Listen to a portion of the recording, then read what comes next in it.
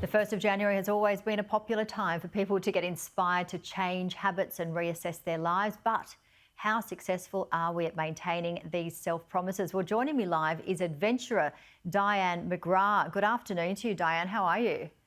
I'm great, Janie. How are you today? And Happy Very New well. Year. Happy New Year to you. I wish we had longer to talk to you because you've done so much and there's so many questions I want to ask, but you are a high achiever, including being selected for the planned human mission to Mars. That was, of course, cancelled due to COVID. We'll get to that in a moment, but you think that 80% of New Year's resolutions fail. Why is that? It's a shame because we've all got these great dreams, right? But 80% of them fail for usually three main reasons. And they include, number one, we aim too high. We really try and do way too much, set the bar to an unachievable level. The second is often because we put ourselves in a position where we're comparing ourselves to others. And so it makes it very difficult to step outside our comfort zone. And so the first point I really want to make about it as well is we try and do something new for the first time. It's really hard. So I think it's a lot easier for us if we can all join what the 20% do and make life a lot easier and have success with our New Year's goals. Very good points there, and certainly comparing ourselves to others is a really important one. You, Dianne, you're one of the few Australians set to circumnavigate the world in the Clipper around the world yacht race. Tell us about that. So the Clipper race, it happens every few years and Clipper Ventures run it out of the UK. It's 11 matched yachts, 20 people per boat, and we spend about 11 months at sea. We race each other around the world. 6 ocean crossings, extraordinary seas. Sometimes the winds are up to 170 kilometres an hour is the highest. It's extraordinary. And this is an exciting adventure, and I'm excited to be one of the circumnavigators in the 23-24 race that's starting this year in late August, early September. Wow, well, all the very best for that. And, getting back to, high achievers and setting your own bar high, I mean, that is extraordinary. But again, how do you not only think about these sorts of things and want to do them, but actually do them? Because, I mean, so many of us dream of, I wish we could be doing this, that and the other, but some of us perhaps don't actually get to that point. What has inspired you to do so many things? I mean, looking at your CV, you've got PhDs in environmental engineering, graduate diplomas, you were going to head to Mars, now you're going on this yacht. I mean, it's just extraordinary. My mother has a saying, why not? And so as a child, I was always inspired by that, and I saw my parents do extraordinary things. As a young child, I grew up in the outback in the Northern Territory where my parents lived on Aboriginal communities to help the local community to develop local industry that mattered to the local community.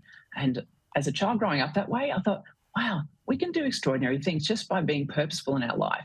And so that's, I guess, one of the triggers for me is to attach whatever my goals are to something purposeful. It makes it a lot easier to get out of bed, put the shoes on and go for a run or whatever it might be. That's so important. A lot of people would say fear gets in the way of people really, fulfilling their dreams. What would you say to people listening now who perhaps do want to do those things, but the fear is stopping them? Fear's a tough one. We often get afraid to do something new. And if we can break down those goals into small, almost like micro goals, when we achieve one step in each of those goals, we can celebrate that. And so the days when we do have a bit of fear about doing something new, doing something different, if we look back at the times when we've had that small win, it makes it a lot easier to take that next step forward. Well, you certainly had no fear putting your hand up to go to Mars. And as we said in the beginning, it got cancelled due to COVID. So tell us about it. It's a one-way trip to Mars. What were you anticipating was going to happen? The one-way mission to Mars. Mars One, what an extraordinary organisation. Their focus and their goal was to try and establish humankind's first outpost on another planet in our solar system. And when I first heard about it, I thought, this is crazy. What a wild idea. And then it grew on me pretty quickly because I was curious. And that's the goal for me, being curious about stuff. So when I was curious about it and understood that what they were seeking to do, to go one way, would be more sustainable, it would be more achievable because things have already gone to Mars. There's been dozens of missions to Mars since the 1960s. So we know we can get stuff there. But can we get it back? That's the tough one. And I thought, wow, this is a really extraordinary opportunity. what's the worst that can happen? I've got to put my hat in the ring and let someone else say no to me. Don't be the one that puts that fire out straight away. And did your mum say, why not? How was her reaction? Good one, bringing in my mother there. Yes, my mum is amazing. In fact, she's been my biggest supporter in all of this. And I guess if you think about it, 1969, I don't know if any of your viewers can recall back to that time or not, but they'll know the story of when man first stepped on the moon in 1969. And my mother, of course, was a young woman at that stage in her early 20s. And in those days, it would have been the most extraordinary thing to think that is possible. So when she heard that her daughter could be going to live on Mars and be the first person or one of the first people to step on another planet, she said, you have to do this. This is incredible. Amazing. Yeah, it's just unbelievable. So what are your New Year's resolutions, Dianne?